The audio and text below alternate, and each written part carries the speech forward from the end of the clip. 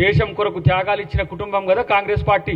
ఇవాళ తన ఆస్తులను సైతం తాకట్టు పెట్టి ఈ స్వాతంత్రోద్యమానికి సహకరించింది మోతీలాల్ నెహ్రూ గారు.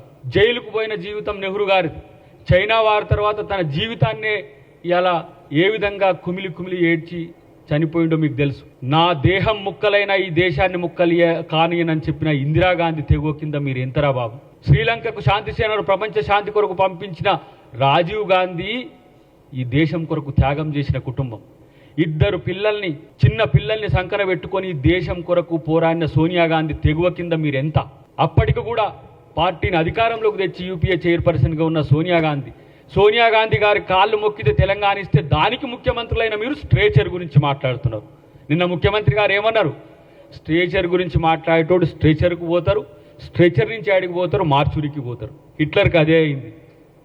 స్ట్రేచర్ గురించి మాట్లాడి హిట్లర్ ఏమైంది తెలుసా? చివరికి తనను తాను కాల్చుకొని చచ్చిండు కేసీఆర్. గుర్తుపెట్టుకో, నియంతల జీవితం చివరికి ఎక్కడికి వస్తుందో అది.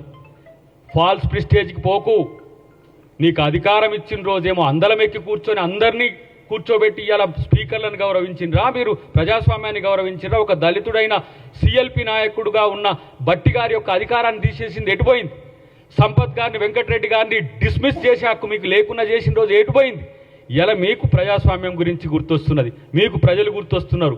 ఇవాళ మీరు ఎట్లా నటిస్తున్నారో చూస్తున్నాం.